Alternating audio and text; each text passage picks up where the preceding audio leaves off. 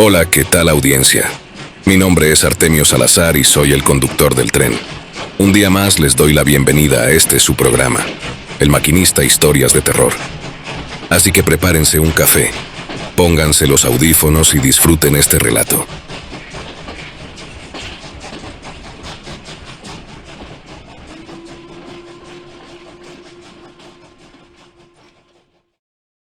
Buenas noches, don Artemio. Mi nombre es Jaime y trabajé algún tiempo como guardia forestal en una reserva del Estado de México conocida como Parque Estatal Sierra de Tepotzotlán. Aunque es por todos preferido venir a disfrutar de la naturaleza, creo que una cosa es venir de visita un par de días y la otra es vivir dentro del bosque, como es el caso de quienes trabajamos en este ramo. Más adelante sabrán por qué muchas personas simplemente no duran en este empleo, tal como fue mi caso.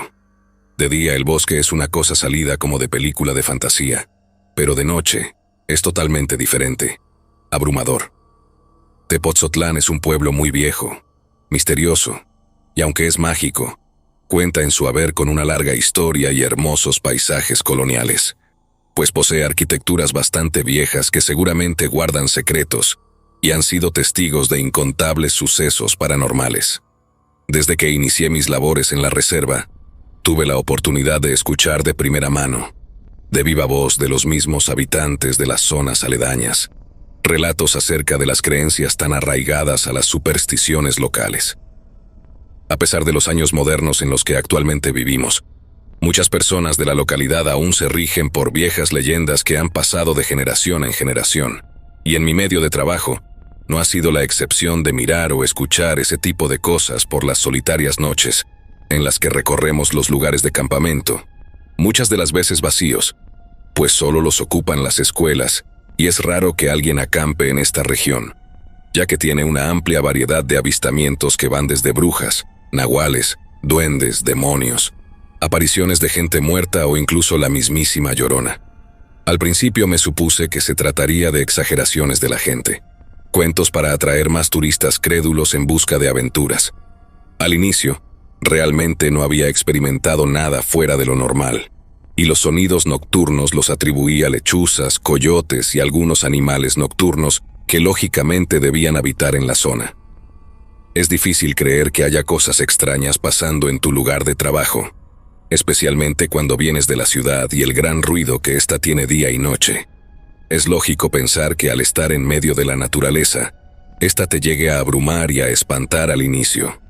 Eso pensaba, creyendo quizás que si no daba fe a esas cosas, no me pasaría nada, pero estaba en un error, y la verdad me hizo pensar detenidamente antes de opinar acerca de ciertos temas nuevamente. Para empezar, hay un lugar maldito al que supuestamente debíamos proceder con mucho cuidado, debido a que se rumoraba que ciertas noches venían personas a hacer cosas raras en esa roca. La gente del lugar la conoce como las costillas del diablo, pues tiene una marca muy peculiar en ella. Cuenta la gente que un día el mismo diablo llegó de visita a ese parque, pero ¿a qué fue específicamente a ese bosque? La respuesta es aún más extraña y carece totalmente de una explicación coherente, pues dicen los lugareños que fue a buscar esa roca en especial para continuar edificando su casa. Los más viejos cuentan que el diablo llevó varios mecates para intentar mover dicha roca, la cual es gigantesca, pero a pesar de su colosal fuerza, todos sus intentos fueron fallidos porque no logró ni siquiera moverla ni un poco, pues estaba totalmente pegada al suelo de lava volcánica. Dicen que, debido al gran esfuerzo, el príncipe de los Avernos dejó en aquella roca sus costillas marcadas, pero tuvo que abandonarla porque el amanecer se aproximaba. A mí se me hacía una leyenda muy bonita, pero pensé que lo más lógico era que hablaran de alguna clase de fósil hallado. Pero la leyenda no era el caso, sino las personas que les mencioné antes, pues éstas llegaban siempre de noche, y según los compañeros, hacían cosas muy extrañas alrededor de esa misteriosa y colosal piedra. Y al día siguiente amanecía todo sucio y lleno de cosas que evidentemente eran de brujería, tales como cera de velas, sebo, lo que suponemos era sangre seca, restos de animales y hasta cabezas y huesos de estos.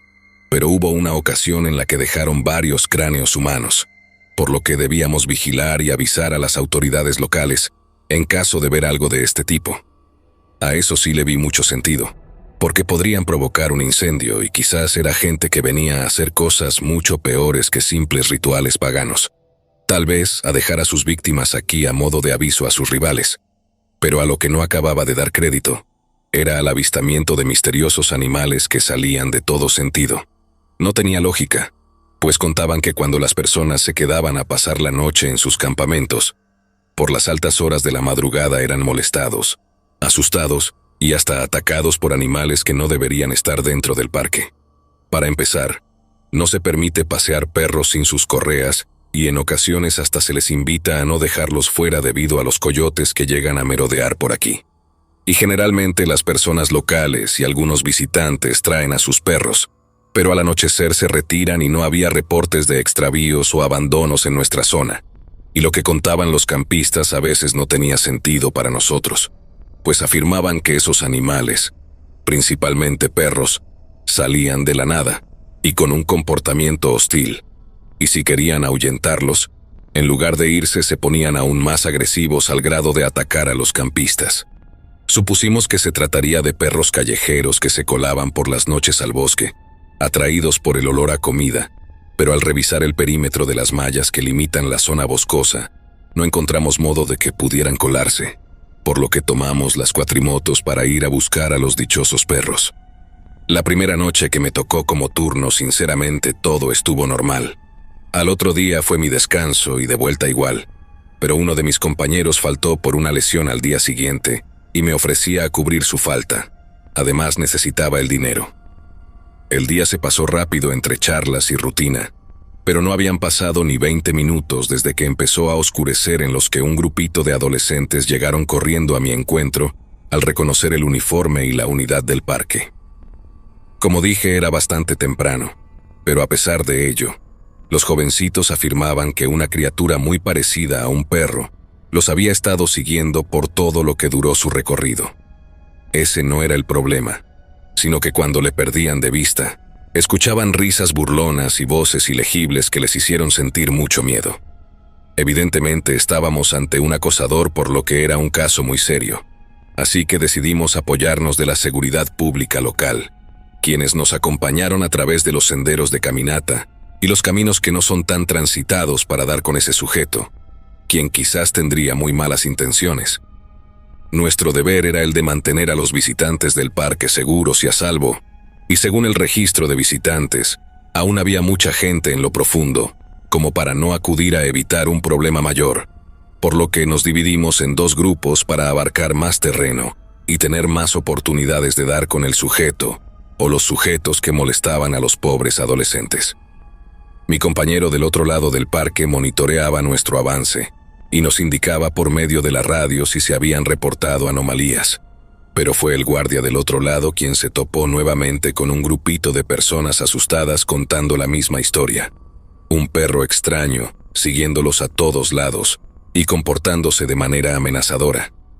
Entre los policías y mis compañeros, decidimos que por esta ocasión lo mejor sería quedarnos cerca de los campistas hasta que salieran, pero el gusto no nos duraría mucho tiempo.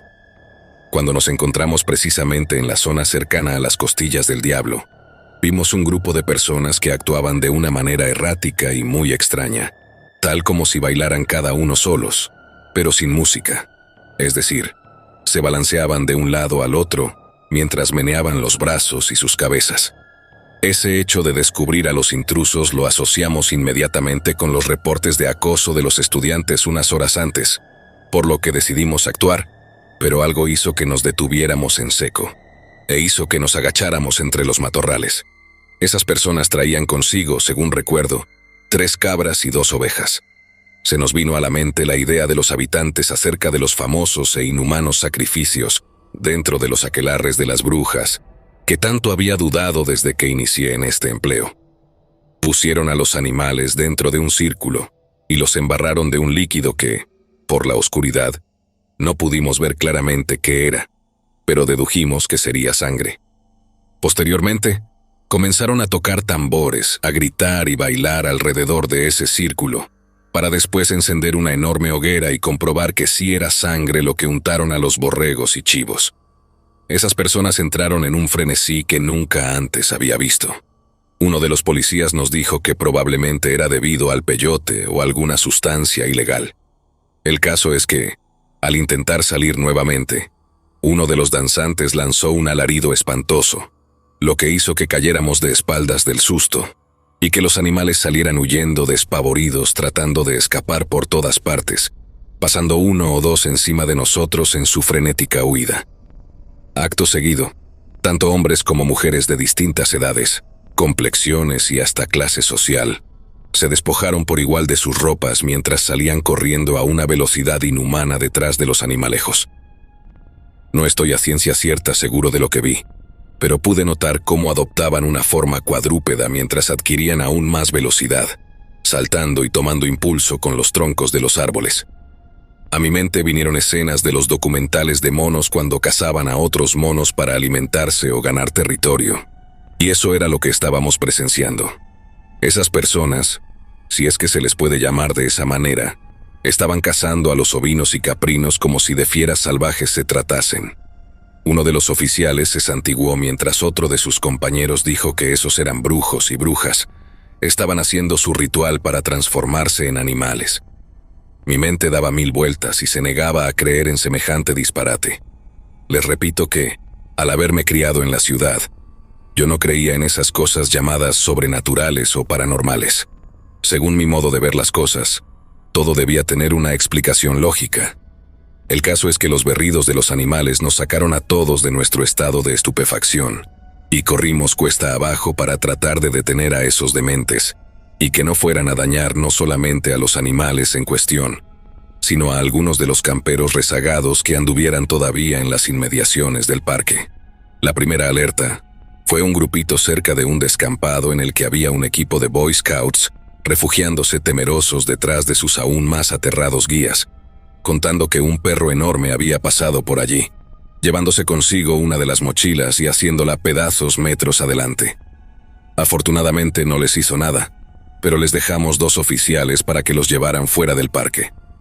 La segunda alerta, y quizás una de las más graves, fue que una familia que se encontraban celebrando una fiesta y fueron atacados por el mismo o quizás otro perro similar, solo que la descripción decía que este era más grande y robusto que el anterior, y aunque algunos salieron heridos no había fatalidades que lamentar ni necesidad de trasladarlos a un hospital. Cuando avanzamos unos 300 metros, escuchamos los agónicos berridos de uno de los chivos. Al acercarnos presenciamos una de las escenas más grotescas y violentas de las que tengo memoria haber visto en mi vida, ya fuera en mi trabajo o en algún documental o película. Simplemente, entre 3 de esos fieros perros, estaban disputándose aún con vida al pobre animal, jalando de manera grotesca cada uno en su dirección, hasta que finalmente lograron despedazarlo, devorándolo voraz y rápidamente aún con vida. Uno de los oficiales hizo un tiro al aire, y los 3 feroces animales gruñeron y se dispersaron entre las malezas. Era algo difícil de ver, y mucho más difícil de creer o asimilar. Presenciamos algo que no debía ser visto en un parque al cual acuden familias, niños, ancianitos. Estas cosas no debían pasar aquí. En la entrada del parque se presentaron 2 unidades más de policía, y les pedimos nos apoyaran en caso de ser necesario. Al llegar, les pusimos al tanto de lo que presenciamos. Algunos no creyeron del todo en nuestra historia, pero otros prepararon su equipo, pues les aseguro que no era la primera vez que acudían a un llamado de esta clase. A la lejanía se oían más bramidos de los pobres animales, que supongo corrieron con el mismo fin que el pobre chivo del que no quedó casi nada, y lo que nos preocupó más, gritos de terror de personas, por lo que corrimos a ver y, en efecto, unos pobres tipos que quisieron embriagarse y pasar la noche en el bosque, se llevaron la sorpresa de sus vidas al presenciar con un borrego, lo mismo que vimos algunos kilómetros atrás, mientras que en las afueras del puesto de guardia, sirenas lejanas daban cuenta de que estaban en persecución de alguien o algo que los evadía debido a los derrapones que podían escucharse, y que levemente podíamos apreciar a la altura que estábamos ubicados, para luego escuchar el estruendo del metal de la patrulla, arrollando algo, y posteriormente, algunos tiros de escopeta. Cayó uno, faltan 6. Durante horas estuvimos siguiendo a esas cosas sin el menor éxito. Finalmente el bosque quedó en silencio por un largo rato y decidimos bajar un momento a la caseta para poder beber agua o café para continuar con la búsqueda. Cuando llegamos al puesto de control, dentro de la patrulla estaba una jovencita como de 19 o 20 años, llena de sangre y tierra por todo su cuerpo. Les preguntamos a los oficiales si se trataba de una víctima, pero ellos dijeron que no, concluyendo finalmente con que los derrapones que podían escucharse y que levemente podíamos apreciar a la altura que escuchamos eran porque venían siguiendo a 2 o 3 de esas bestias. Pero en un momento, quisieron atacarlos. El conductor se detuvo y dio vuelta para separar a uno, logrando golpearlo fuertemente con la unidad. Al frenar de golpe, el copiloto bajó y lanzó algunos tiros a los otros, quienes se perdieron entre las matas. «Yo atropellé a un animal, señores», decía el oficial. «Pero miren lo que está esposado en la parte posterior de la unidad». Al verla detenidamente, en realidad era una chica bastante atractiva. Tenía algunos tatuajes emulando garras saliendo de ella, así como huellas en forma de pulseras en tobillos y muñecas, pero sus dientes eran exageradamente blancos y afilados. Por si fuera poco, sus manos tenían mucho pelo y largas uñas negras, pero sus ojos eran lo que daba más miedo. Eran color ámbar, el color que tienen los leones o los lobos en sus ojos. Eran los ojos de un gran depredador, no había duda. Nos disponíamos a dejar de lado la búsqueda de los otros animales cuando la muchacha en la parte de afuera comenzó a ponerse agresiva y a golpearse contra la patrulla como queriendo salir, posiblemente como el otro oficial había comentado. Quizás los jóvenes estaban alterados por sustancias, pero yo no aceptaba la idea de lo que mis ojos estaban viendo. No podía simplemente aceptar que las historias de los pobladores eran verdaderas, pero por más que le administraron sedantes a la mujer, esta solamente se ponía más agresiva al grado de querernos morder, hasta que finalmente se quedó profundamente dormida. Todos suspiramos aliviados y consternados, no dábamos explicación de lo que estábamos presenciando. «Es una nahuala», dijo uno de los oficiales más veteranos. «La gente siempre cuenta historias acerca de ellos, pero nadie las quiere creer. Piensan que son cuentos de viejos locos o historias de indígenas ignorantes. Algunos piensan que son invención de los pobladores para atraer más turistas, pero la realidad está ante sus ojos». El mismo patrullero asegura que al ir a ver al animal que arrolló, estaba esta joven en su lugar, y ni siquiera por eso le creen. Las palabras del viejo policía me pusieron a pensar en tantas cosas. Nos quedamos callados por largo rato, hasta que escuchamos en la parte de afuera mucho ruido, como cuando los animales buscan algo. Pensamos que serían coyotes buscando sobras de comida en la basura, pero era muy raro verlos cerca de las camionetas y mucho menos cuando había mucha gente. Uno de los patrulleros se ofreció a ir a ver qué era lo que andaba afuera, pero más se tardó en salir que en regresar corriendo con el rostro pálido, sudando frío y temblando de pies a cabeza. Hablaba entre balbuceos que no se podían entender. Estaba histérico, hasta que lo calmaron y le dieron un gran trago de café con tequila que reaccionó. Cuando estuvo más tranquilo, nos informó lo que nunca esperamos que sucediera y lo que nos hizo temer lo peor. Pues en la parte de afuera, al salir a ver qué era lo que provocaba los ruidos, pudo ver a 2 de esos espantosos animales olfateando por todas partes, hasta que dieron con la patrulla. La olieron detenidamente y notaron que los estaba mirando el joven policía, lo que hizo que uno de ellos lo mirase fijamente y le gruñera, pero al ser reprendido por el otro animal, este le mostró una sonrisa maliciosa, irónica, burlesca y muy humana. Eso fue precisamente lo que lo aterrorizó a ese grado. Esa sonrisa él sabía que significaba una amenaza, pues es un gesto muy común entre los delincuentes que saben que saldrán a la calle cuando los arrestan y cobrarán la afrenta con quien los acusó o los metió presos. Pero el verle ese mismo gesto malicioso y amenazante a un animal hizo que el muchacho casi enloqueciera. Y seamos muy honestos en esta parte. No es como en las películas en las que los policías tienen un arsenal dentro de sus patrullas. Con trabajos les dan un arma de cargo por patrulla, debido a la naturaleza de su labor. Y nuestras casetas no son las cabañas equipadas con escopetas y todo eso. Ni siquiera tenemos armas. Esta construcción es de madera simple, y llanamente no tiene cómo detener a alguien que quiera tirar la puerta de una sola patada. Estábamos pensando en qué hacer, y si esas cosas venían por nosotros, ¿qué haríamos? Pueden pensar que es mentira si desean, pero les invito que vengan a acampar de noche a esta parte del bosque y sobre todo a quedarse después de escuchar los sonidos que pueden oírse a altas horas de la noche, y sabrán entonces que no miento. El caso es que nuestros peores temores se hicieron realidad. Ásperos gruñidos y patadas al polvoriento piso. Nos advertían que varias criaturas merodeaban la parte de afuera de la choza, probablemente con la intención de entrar por nosotros, y como dije, no duraríamos mucho en caso de que quisieran atacarnos. Largos y agonizantes minutos estuvimos temblando de puro miedo, observando las sombras de esas enormes bestias merodeando fuera. Y justo cuando sentimos que todo estaba perdido, se hizo el silencio. Nos quedamos petrificados. No sabíamos realmente qué pasaba afuera, hasta que unos toquidos en la puerta de manera tosca y fuerte, demandante, diría yo, nos hicieron saltar de espanto.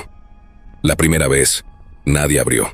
La segunda, todos nos quedábamos mirando entre nosotros y algunos decían que no debíamos abrir.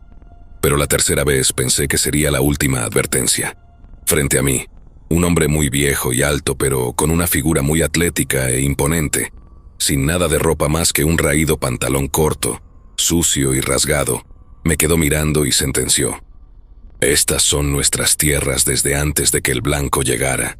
Solo lo pediré una vez, devuélvanme a nuestra compañera y los dejaremos ir, y no habrá problemas». Diciendo esto, se dio la vuelta y se retiró, desapareciendo entre las sombras.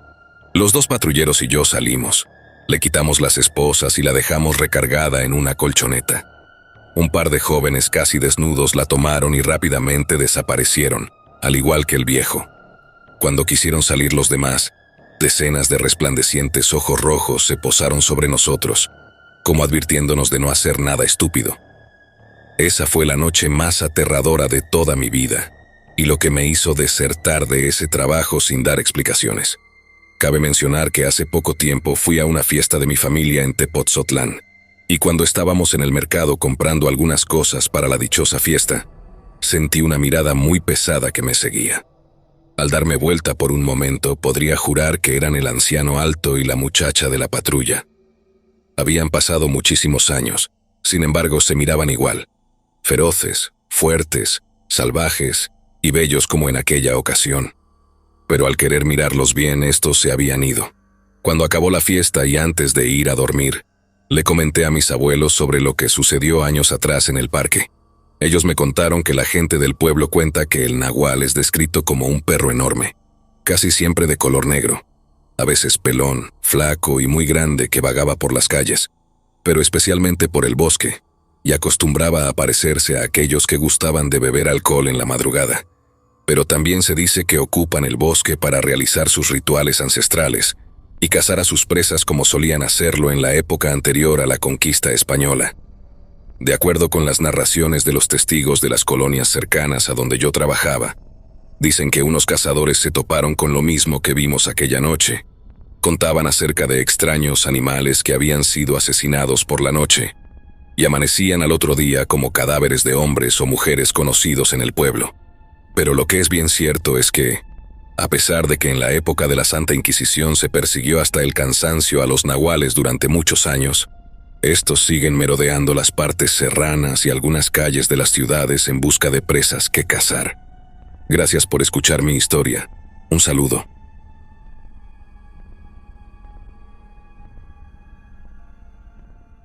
Hola, ¿qué tal, don Artemio?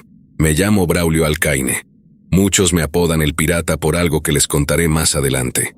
Tengo 52 años y soy originario de un lugar llamado Tulyehualco, que es mejor conocido por las cosas extrañas que pasan cerca de los embarcaderos, pero muy especialmente en los sembradíos pertenecientes a los ejidos y pequeñas granjas que aún es posible encontrar por estos lugares.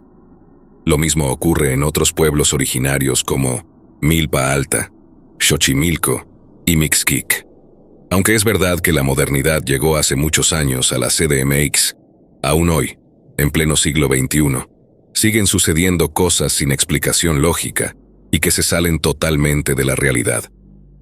Cuando mis hermanos y yo éramos niños, era muy común escuchar hablar a los mayores acerca de los espantos, apariciones, de encuentros con la Llorona y la mujer con cara de caballo.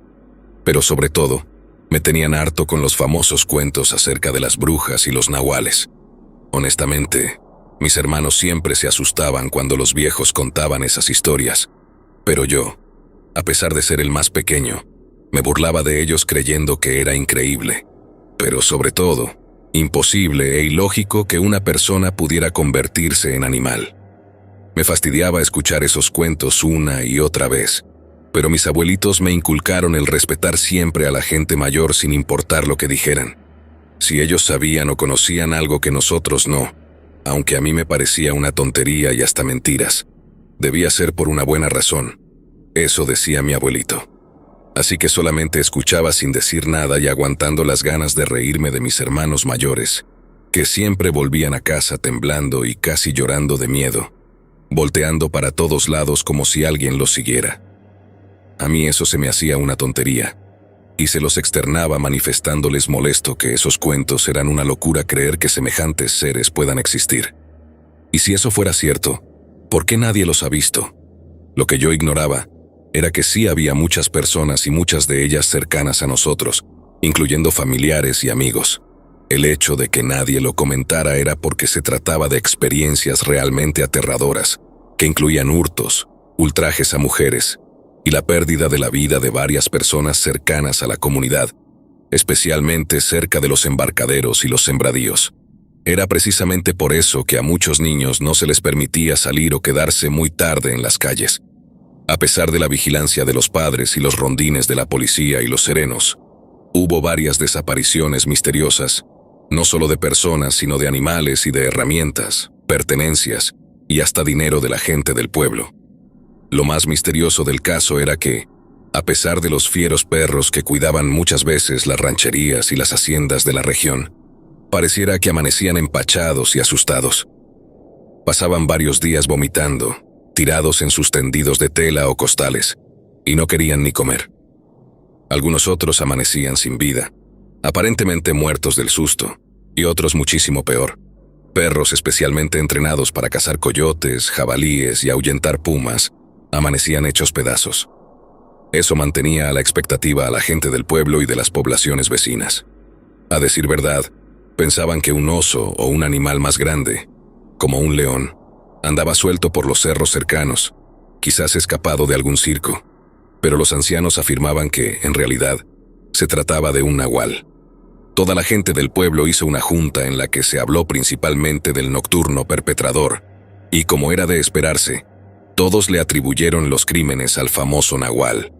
Yo, al escuchar eso, no pude evitar soltar una trompetilla por lo bajo, a lo que mi papá me miró con ojos severos dándome un fuerte coscorrón por irrespetuoso.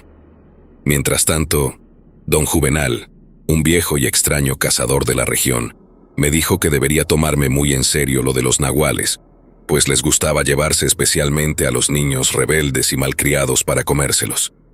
Me miró fijamente de una manera muy extraña. Incluso mi papá se dio cuenta y me apartó del lado del viejo loco. A decir verdad, don Juvenal era una persona aterradora. Su casa estaba llena de cabezas de animales y pieles por todos lados. Más que cazar para comer como todos, parecía que lo hacía por deporte o simplemente por diversión. Por ello, no era muy bien visto por la comunidad. Sin mencionar que, cuando llegó al pueblo, los más ancianos recuerdan que estaba casado y tenía hijos. Ahora sus hijos eran adultos y se miraban acabados, pero el señor se veía igual que siempre. Por lo tanto, nadie confiaba en él. Su esposa había fallecido en extrañas circunstancias cuando sus hijos, ahora ancianos, se fueron. Solo una vez se les vio con el viejo cazador, pero este los trató muy mal y los echó casi a patadas de sus tierras. Cuando llegamos a la casa, mi abuelo me dijo muy molesto: «Braulio, mi hijo, no te metas con ese maldito viejo. Ese es el nahual. No más que se hace güey para que nadie sospeche de él». Mi papá también sospechaba que muy pronto recibiríamos la visita de la extraña bestia del infierno. A partir de esa tarde, al salir de la junta, la gente nos comenzó a mirar raro, como si de alguna manera estuviéramos marcados o predestinados para algo que desconocíamos. pero seguramente tendría mucho que ver con el mentado nahual. No sé si definirlo como afortunado, pues ese no es el término adecuado. Muchas de las personas que fueron a la junta comenzaron a advertir misteriosas sombras merodeando sus propiedades. Además, la inquietud de sus animales de corral se incrementaba mientras avanzaba la noche, y nuevamente los perros presentaban comportamientos extraños, como si ventearan a una bestia, pero ésta les producía tanto miedo que muchos enloquecían simplemente al enfrentarse a ese ser. No fue sino hasta que atacaron el corral de los borregos de don Mayoral, que éste decidió ponerle fin de una buena vez a ese asunto. Mayoral tenía el mayor número de borregos de la región y los vendía en restaurantes por su carne de primera. Es decir, que perder un solo borrego le afectaba económicamente. Ahora, imaginen perder 8 de ellos en una sola noche. Esa mañana, después de su gran enojo y, claro que estaba más que justificado, fue a hablar a la delegación. Iba a armar a sus hombres, además de que se fue por la tarde hacia el centro de la Ciudad de México para hacerse de lo que él llamó su arma secreta. Don Mayoral no era de comprar cosas a lo loco. De hecho, le había ido tan bien porque desde pequeño su padre le enseñó a administrar, gastar solo en los animales y sus cuidados, a menos que algo amenazara precisamente su forma de sustento, y esta era la ocasión perfecta. A los 2 días por la tarde, volvió Mayoral a bordo de una camioneta que transportaba 4 grandes jaulas. Las bajaron con mucho cuidado, y cuando estuvieron abajo, un hombre con pinta de militar sacó de la jaula a 4 enormes perros que luego supe que eran mastines napolitanos. Estaban adiestrados para la caza mayor, y según el adiestrador, su fama era muy grande debido a que los romanos los usaban para luchar con leones y osos en grupos como ese.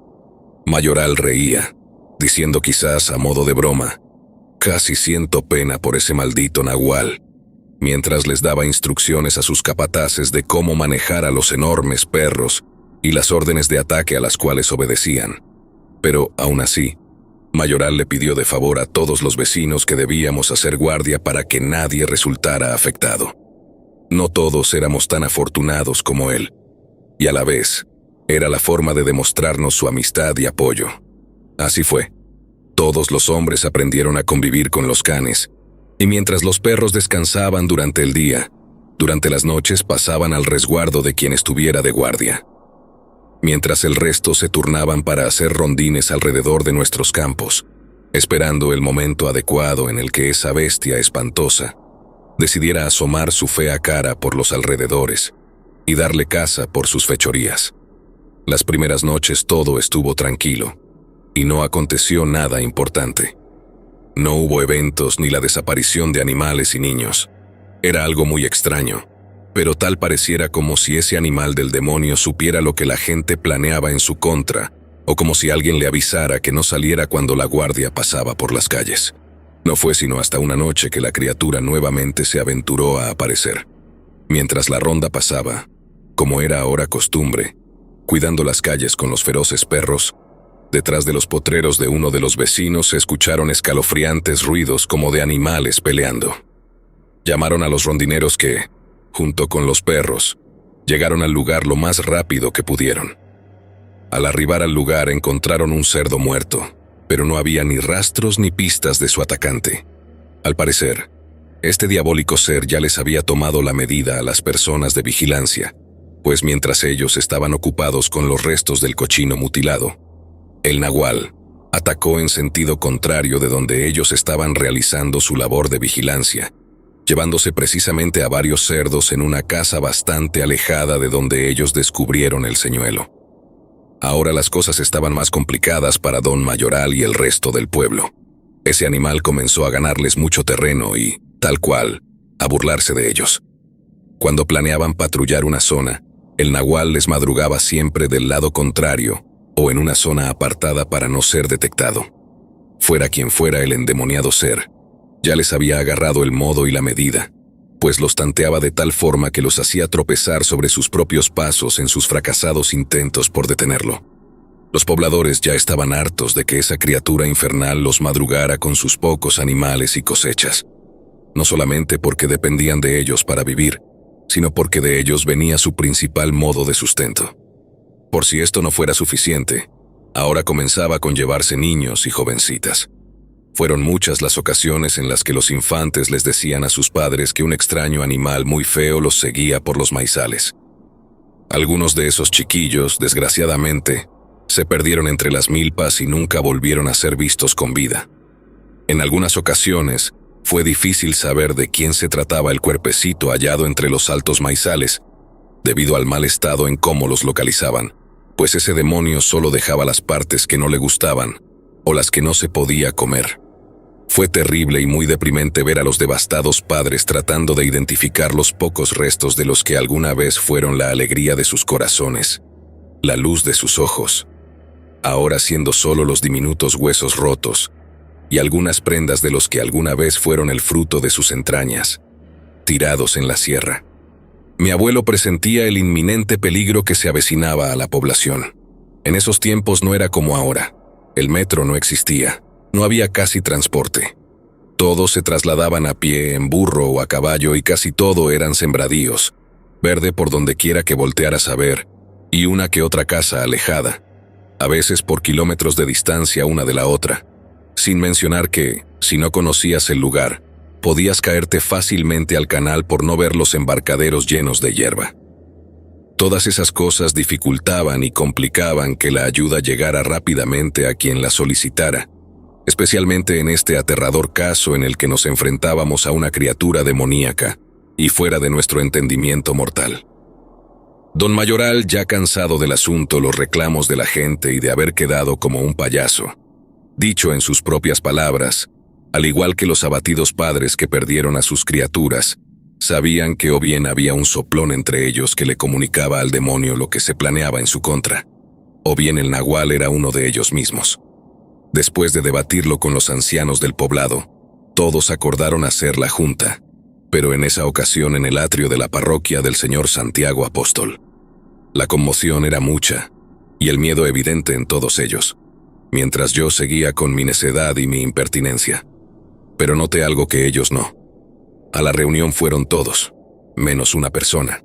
Se lo iba a decir a mi abuelito cuando la junta terminó, pero debido a una lluvia torrencial, tuvimos que volver a casa a pie, pues no contábamos con los medios para tener burros para todos, y ni pensar en un caballo o en camionetas como los más ricos. Íbamos lentamente sin importarnos mojarnos. Eso era habitual en aquellos tiempos. Al llegar a casa, apenas estaba oscureciendo, y varios de mis primos irían a una fiesta en una localidad cercana a Milpa Alta.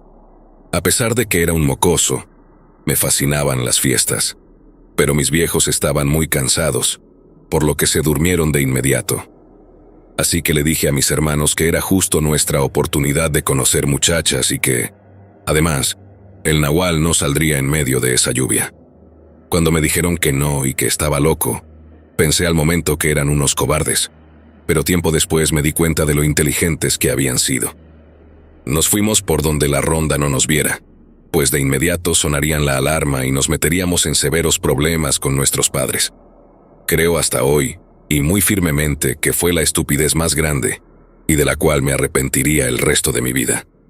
El camino de ida se nos hizo complicado, pero la emoción de ligar nos daba ánimos para seguir adelante. Mis aires de grandeza estaban muy inflados esa noche. Al llegar a la fiesta, todo estuvo muy bien, pero realmente el único que hizo algo por ligarse a una niña fui yo.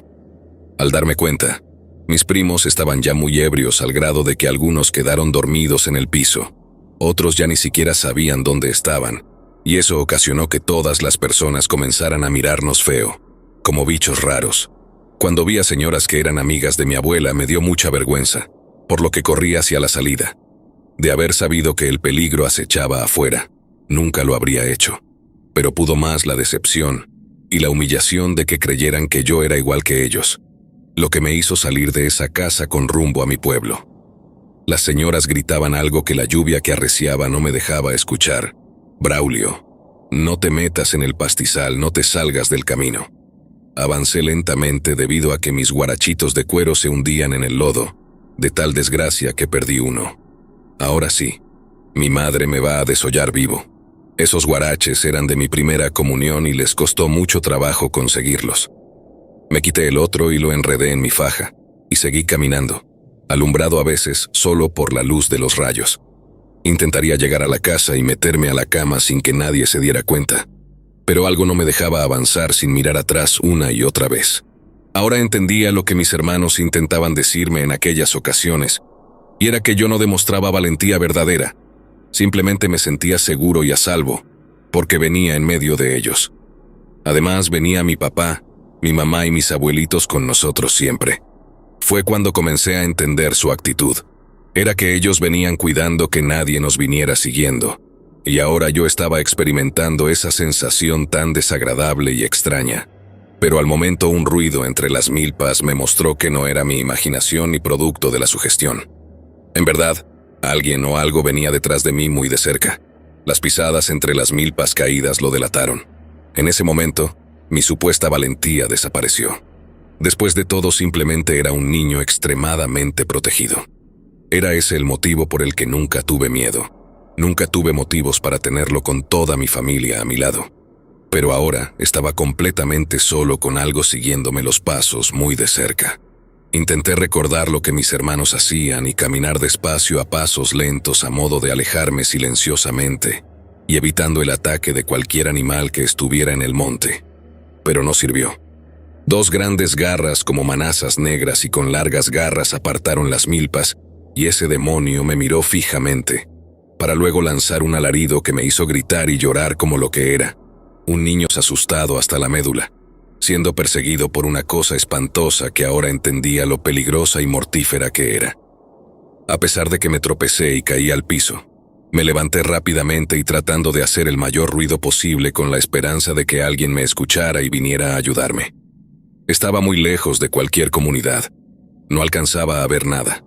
Solamente verdor a ambos lados, y esa cosa venía cada vez más cerca, acechando como animal en ratos y caminando como hombre en otros. Estaba aterrado. Simplemente quería llegar a casa. No me importaba que me castigaran por el resto de mi vida. Solamente quería llegar y abrazar a mis padres, a mis abuelos, ver nuevamente a mis hermanos. Fue cuando sentí algo muy pesado que me tiraba al piso y sentí claramente cómo algo cálido y muy espeso resbalaba por mi rostro, acompañado de un dolor muy agudo que me hizo pegar el grito más potente que recuerdo haber dado jamás. Veía borroso debido a ese líquido oscuro, pero noté que mi vista estaba diferente, como compactada, como si algo me faltara. Fue entonces que la bestia dijo: «Te dije, maldito mocoso, que tomaras en serio a los nahuales». Al momento de decir esas espantosas palabras con esa aterradora y hueca voz salida del mismo infierno, supe quién era. Se trataba del cazador loco, el maldito viejo Juvenal. Él era el infeliz nahual que se llevó a los niños, aquel ser del que tantas veces hablaba mi abuelo. Sin piedad alguna, me arrancó la mano izquierda, mientras me manoteaba provocándome profundos arañazos. Sentí que perdería la vida allí mismo cuando, justo antes del desmayo, me volvieron a la conciencia sonidos de trotes pesados y veloces. Después vi a 4 saetas de color gris volar por el viento y apresando entre sus fauces a la bestia. Eran los perros de Don Mayoral. Por fortuna, mis gritos alertaron a la ronda y los perros corrieron en mi auxilio. Desde mi perspectiva, miraba al anciano endiablado tratar inútilmente de defenderse de los 4 mastines, quienes, sabiendo el origen maligno de la bestia, no se detuvieron hasta hacerlo pedazos. Aún así, no lo dejaron hasta que el señor Mayoral les dio la orden de parar, una vez que notaron que el demoníaco ser ya no se movía. Luego los 4 se echaron mansos a un lado mío hasta que los hombres de la ronda llegaron. Fue don Mayoral en persona quien me levantó en brazos y gritaba cosas que no entendía porque estaba perdiendo el conocimiento, pues me estaba desangrando. Afortunadamente fui atendido a tiempo y ahora estoy vivo. Recordando con tristeza lo que hoy les cuento, hay mucha gente que duda que los nahuales existan.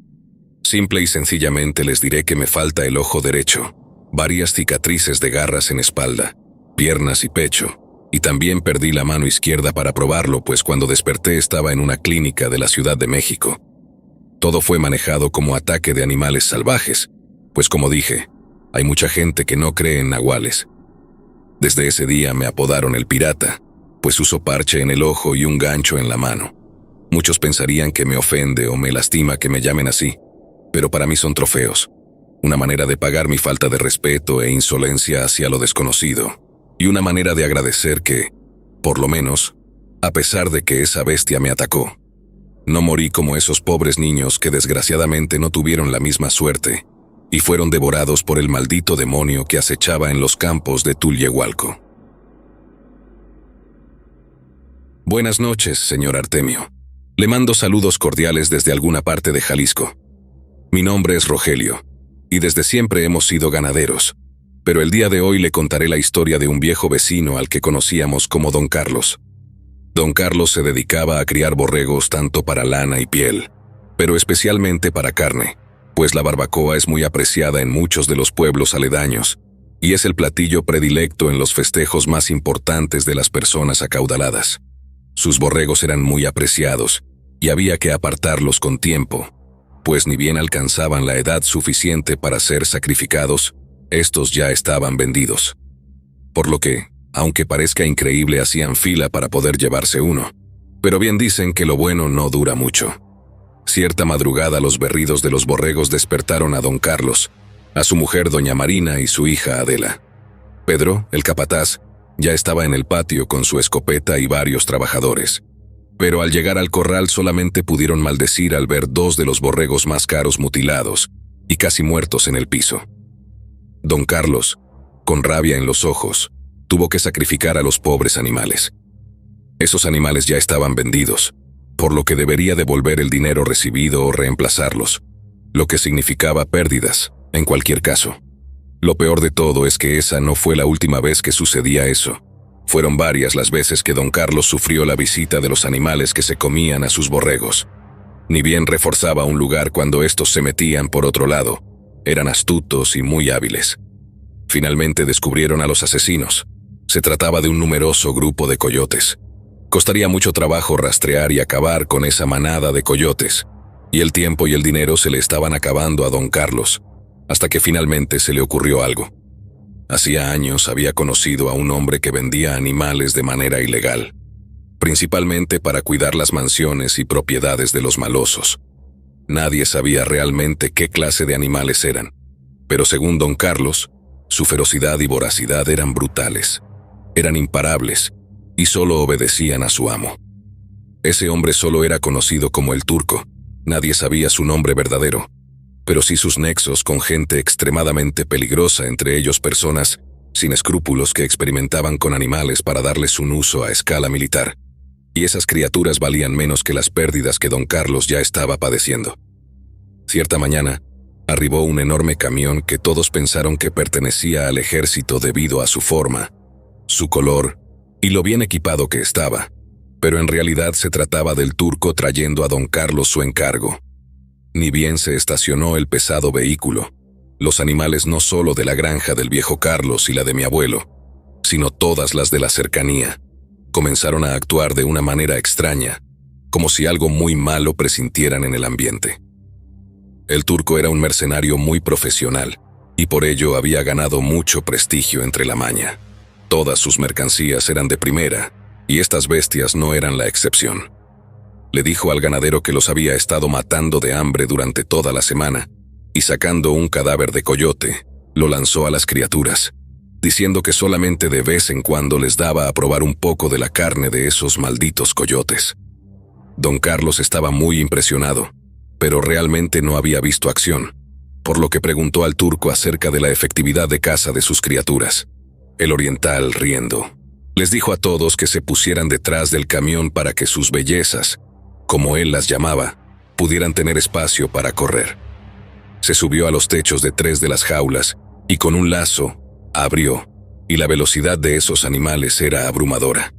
Se metieron al pastizal dejando tras de sí solamente la marca por donde iban pasando. Se perdieron por un largo rato, mientras el Turco tranquilamente fumaba un cigarrillo y bebía licor. Al cabo de 2 horas, las criaturas volvieron con el hocico lleno de sangre, y todos saltaron de la impresión cuando, al abrir el hocico, dejaron varias cabezas de coyote en el prado.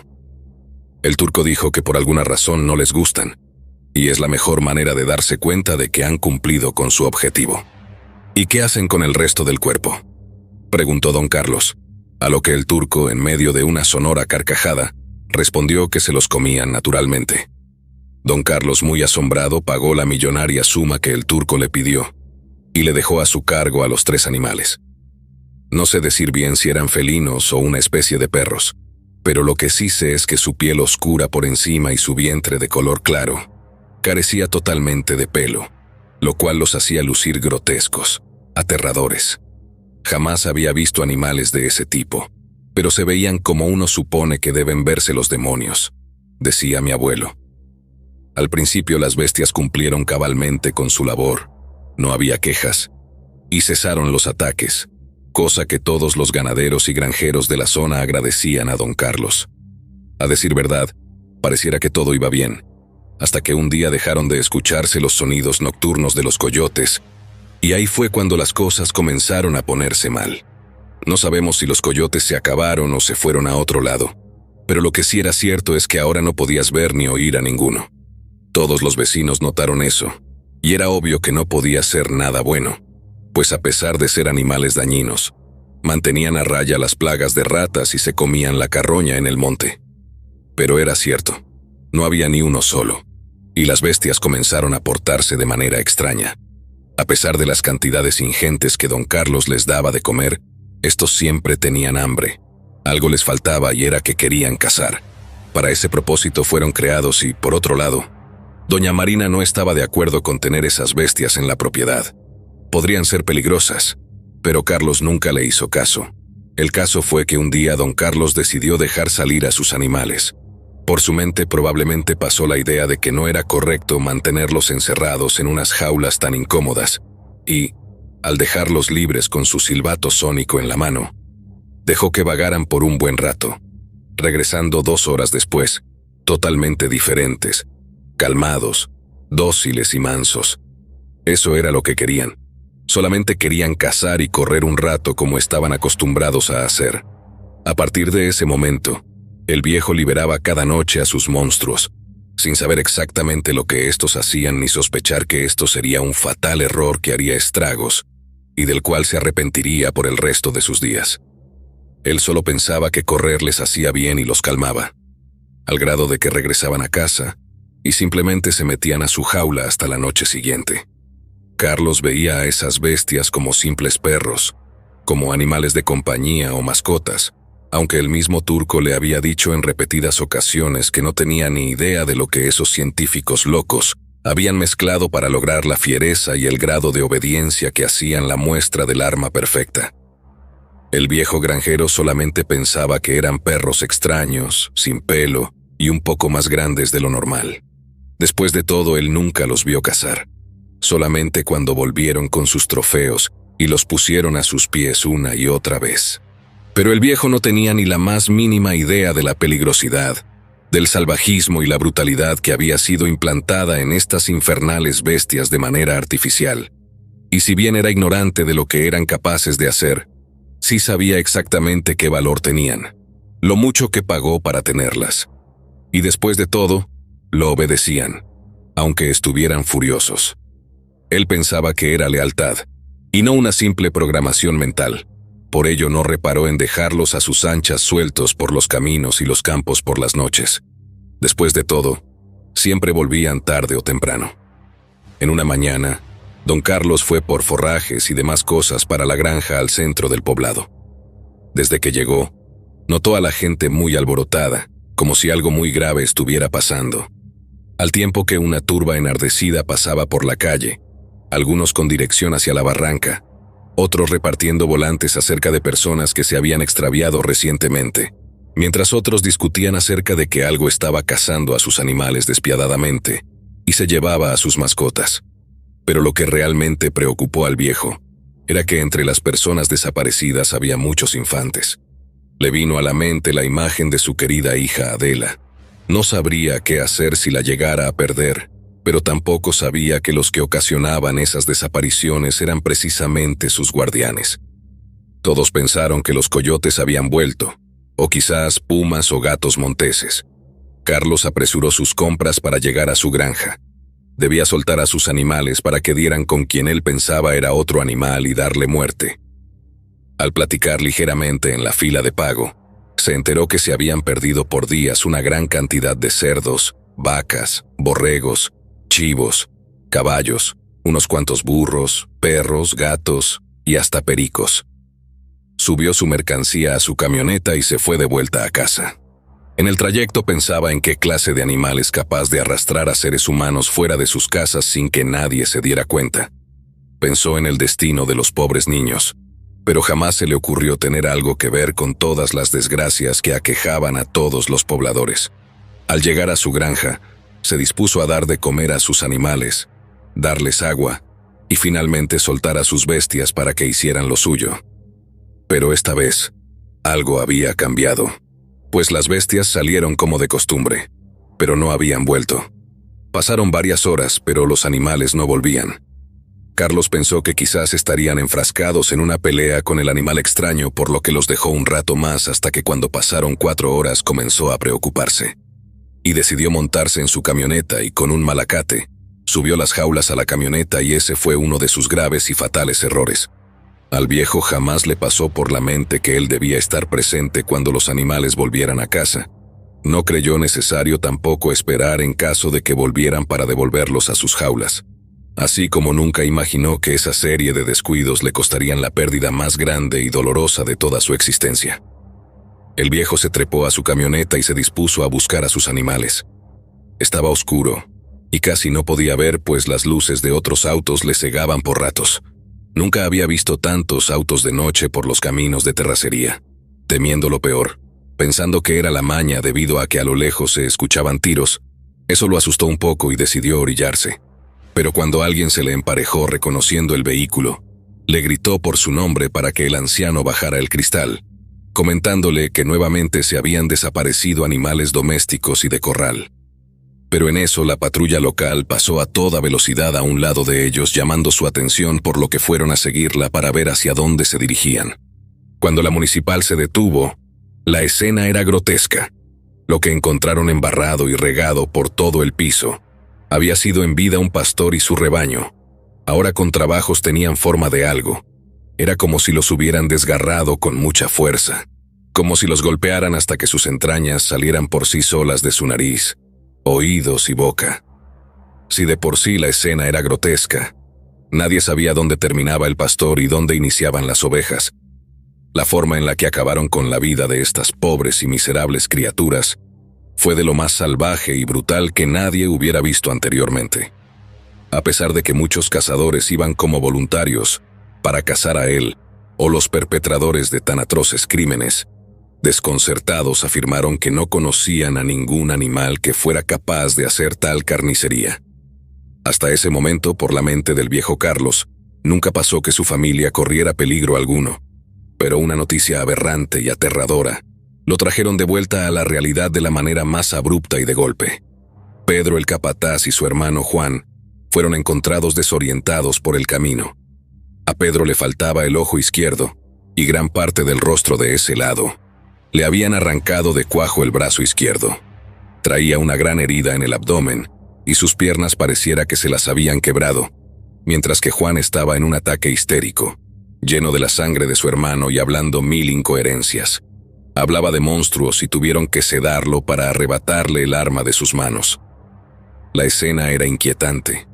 La mirada de Juan era de puro terror, y al reconocer a su patrón, Pedro solo pudo decirle: «Don Carlos, esas cosas se metieron a la casa», y luego de ello murió.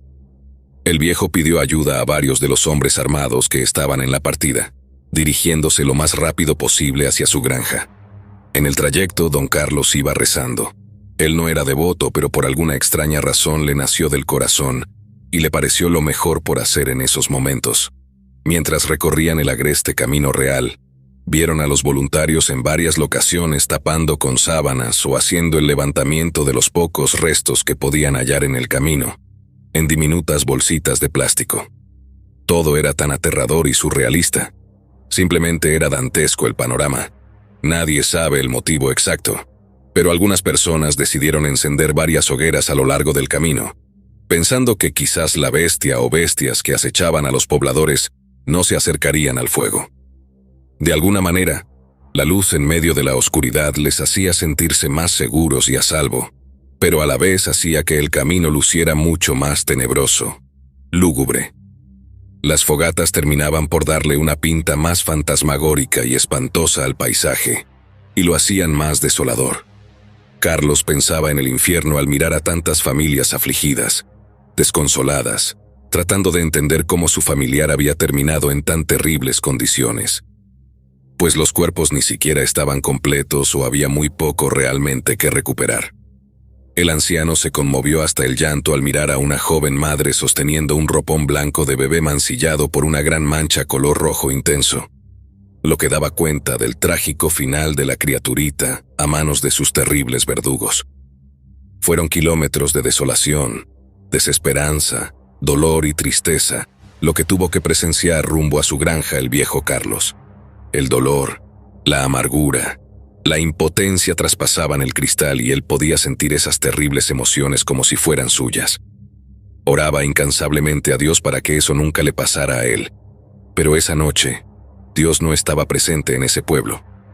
El corazón le dio un vuelco al anciano granjero cuando, a escasos metros de llegar a la entrada de su granja, se dio cuenta con horror de que el gran portón principal de pesado acero ahora estaba aplastado y doblado totalmente como si fuera una lata de refresco. Su alma se partía en pedazos mientras más avanzaban por los patios y en los corrales de la granja. Pareciera que se habían metido en una zona de guerra por el nivel tan grande de destrucción que encontraron. Notó como todos sus animales, desde gallinas, guajolotes, cerdos, todos sin excepción, estaban regados y aplastados entre muros y pisos, tal como si alguien los hubiera azotado hasta matarlos o, por el lamentable estado, hasta que se cansaron de hacerlo. Alguien o algo los había matado con una hazaña inaudita, una crueldad tan inhumana y muy pocas veces vista. La sangre de Carlos se les bajó a los pies cuando notó que no había ni una sola persona alrededor. No había voces, ni murmullos, nada. Y súbitamente un inmenso dolor lo hizo caer de rodillas cuando vio el vestido ensangrentado de doña Marina tirado en el piso a escasos metros de la entrada de la casa grande. Pero su amada esposa, pues no estaba por ninguna parte. Aquel vestido no solo estaba roto, estaba abierto como si de una cáscara se tratase. Buscaron por todo el patio, pero del cuerpo de la anciana no había señal alguna. Y fue cuando a la mente del viejo llegó Adela, su querida hija. Subió hasta su cuarto lo más rápido gritando su nombre una y otra vez, sin recibir respuesta. Corrió por toda la casa lo más rápido que le fue posible, pero cuando llegó a la habitación de su hija, todo lo que encontró fue un gran manchón de sangre que descendía desde la cama de la chiquilla y le arrastraba a través de la casa hasta llegar al galpón. El viejo Carlos estaba desencajado, roto. No entendía ni podía creer en lo que miraba, en lo que estaba atestiguando. Se arrodilló y rompió en llanto. Era obvio que todo lo acontecido en el pueblo había sido su culpa. Quiso alterar el orden natural de las cosas sin medir las consecuencias. Miró el riesgo e ignoró las señales de que todo podría salirse de control.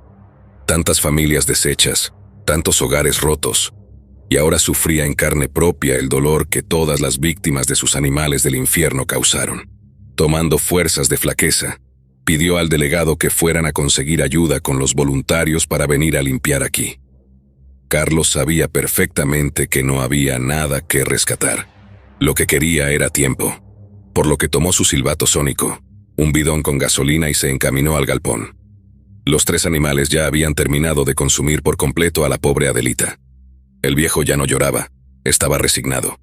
Se sentó en medio de las bestias y dejó caer el bidón con gasolina. A lo lejos se escucharon 4 tiros, y finalmente un incendio fuera de control que consumió en minutos el galpón. Cuenta mi abuelo que venían llegando de la feria de San Marcos en Aguascalientes cuando a lo lejos vieron el desastre. Montones de policías y bomberos tratando de apagar el incendio en casa de don Carlos. Por fortuna, no les tocó a ellos. Pero cuando se enteraron de qué había sucedido esos días en que estuvieron fuera, mi abuelo lo atribuyó a esos malditos animales que Carlos le compró al turco. Como dije casi al inicio, mi abuelo los describe como algo parecido entre felino o canino, de cola larga, piel oscura y sin pelo, orejas largas, lo que los hacía parecer demonios. Nadie salvo algunas personas de la familia de Carlos y la mía sabían lo que sucedió en realidad. Solo saben que desde el incendio no hubo más ataques. Lo cierto es que, tal como dijo el turco, los animales le tuvieron tanta fidelidad a don Carlos que no protestaron ni siquiera con un disparo en la cabeza. Se quedaron allí hasta convertirse en cenizas con su amo. Esto pasó en algún lugar cerca de Jalisco donde llevaron algo demoníaco a una granja,